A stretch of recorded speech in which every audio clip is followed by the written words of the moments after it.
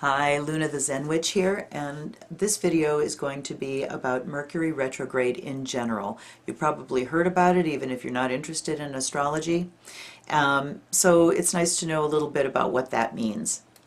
Retrograde motion in a planet means that although the planets always go in the same direction, always, always, always around the sun, and we all move in the same direction, there are times when, because of our relationship to a particular planet, it appears that that planet is moving backwards, and this is all against the backdrop of the belt of the zodiac. So it appears that the planet's going backwards in the sign. An example, if you pull up next to a car at a red light and your car starts rolling forward, it can look like that car next to you is rolling backwards. So that's what's happening. We're coming up next to a planet, we're passing them, and they appear to be going backwards in space.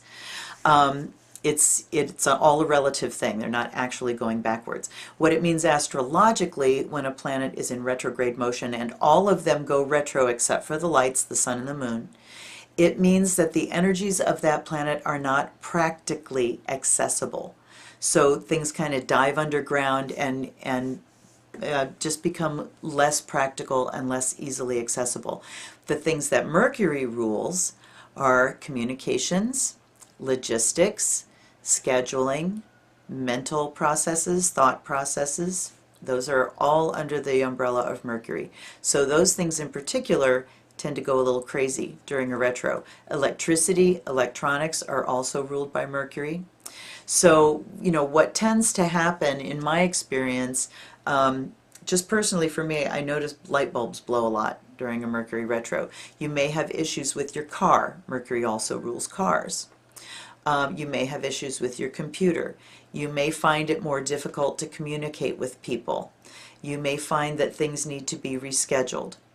You may find that things that have happened before that retro period that need fixing come up during a retro. So this is the positive side of a Mercury retro, is it's time to revisit and revise and recap, renegotiate, all that kind of stuff. The way to protect yourself during a Mercury retro, the general rules are: don't sign contracts, don't purchase big ticket items like houses and cars and electronics. Don't schedule things that aren't easily reschedulable. So if you have something to schedule and it's going to cost a big hefty non-refundable deposit, try to save that for after a retro or get it done beforehand. Particularly, you can get away with it if you do it during the shadow. Best to steer clear of the whole thing altogether. But the actual retro period is what you really, really have to be aware of. So contracts, and again the big asterisk is if you can help it. If you have to sign a contract or you have to enter a legal process, so another thing, don't start lawsuits. If you're going to do a lawsuit and you really want to win it, don't launch it on a Mercury retro. If you must, then just make sure everything is looked over so very carefully. Have somebody else read things. Make sure nothing is left unsaid, nothing is left assumed. If you have to purchase things, purchase the warranty as well. Find out what the rules are for returning something if it's a lemon. And if you have to schedule things, again, call in your helpers and just do your best. For as far as communications go, just make sure that the other person understands when you're talking to them. Have them repeat it back to you, vice versa. If they tell you something, say, "This is what I hear you're saying." And be patient, because it's going to take more time to pick through things and to negotiate and to understand each other, because the energies of Mercury are going to be not practically accessible. So it's a good time to think about things in kind of theoretical terms, in symbolic terms. You might find interesting dreams happening on a Mercury retro because your unconscious mind tends to be a little more active. So, those are the basic things. And if you want to know how it's going to affect you personally, because of course the transit just is sort of the general weather for all of us together. But personally, it doesn't affect everybody in the same way. And if you want to know how it's going to affect you, you need to look at your own natal chart and where that transiting Mercury is going to retro in your chart. The house that appears in is going to be where in your life you feel the greatest impact of that.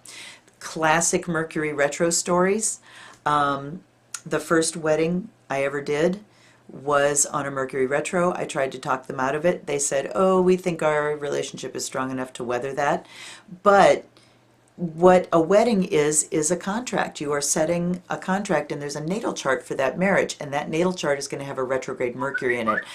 Marriages are based on communication. If you can't communicate in a marriage, you don't have a very good marriage going on there. So the first thing that happened was the day of the wedding, there was a family emergency, and neither the best man nor the matron of honor could show up. So there was that. Then we got through the ceremony okay, and within a year they were separated and divorced. And then within a year of that, they got married again. So what happened here was their marriage actually couldn't weather that Mercury retrograde. It set up impractical communications, and they couldn't hang through it. So they got divorced, they got married again, they had to hit the reset button. There's a classic Mercury retro story.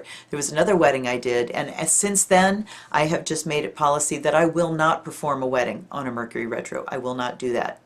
So someone else that I did the wedding for, they wanted to do it on a Mercury retro, and I said, I'm sorry, I just won't do it. They really wanted me to do the wedding. They really wanted it on that particular date. So I recommended that they go to the courthouse and get married before the retro and just have the wedding ceremony that day. And that's what they did, and all is well. Other classic stories. There was an Olympic Games in the 1990s. It was Winter Olympics on a Mercury retro. And if you remember the whole Tonya Harding, Nancy Kerrigan drama, where Tonya Harding paid people to come and smack Nancy Kerrigan in the kneecaps to try to take her out of the competition, it was horrible. That happened on a Mercury retro. And if you also remember, well, she got caught, so it came back on her. But if you also remember, just about every skater in that Olympics fell on their ass. It was the most ridiculous competition ever. It was a hoot for me to watch as an astrologer, because it's like, oh my God, check it out. The 2000 presidential election happened on a Mercury retro. Will we ever forget that? And the lead up to the election was on a retro. Mercury stationed, it was stationary direct on election night. So it was at a dead stop and ready to pull direct, and it was around 11 p.m.-ish Eastern time, my time zone, and I remember going out on a limb and predicting and saying that they were going to be calling it one way, and then when Mercury stationed, they would turn around and call it the other way, and that's exactly the way it happened. It's like the entire map changed. And we all remember the outcome of that particular election, where it really wasn't the people that voted that president in. So, yikes. We are having elections on this coming Mercury retro. Not presidential, but, and also we are facing a government shutdown tomorrow morning, which is when we enter the shadow of this retro. So very interesting there. It's also kind of fun to watch the news and watch the Weather Channel when Mercury's retrograde, because you will watch newscasters just stumbling over their words. You will watch them, on the Weather Channel trying to pull up a map and it doesn't come up, or something different comes up, and it's kind of amusing. So those are things that can help you get through it. It's an excellent time to meditate. It's an excellent time to do any kind of self-study. It's an excellent time for, reading tarot cards and looking for a deeper meaning and things that are more esoteric. So the esoteric information rather than the practical information is a very good use of Mercury retro. Again, if you want to know exactly how it's going to show up in your personal chart, drop me a comment, contact me through lunaheart.com. I'll link it here, and get some information about your personal chart. Thank you for watching. Please give me a thumbs up if this was good information for you. Share it with your friends. Subscribe to my channel. And I will see you next time. Bye-bye.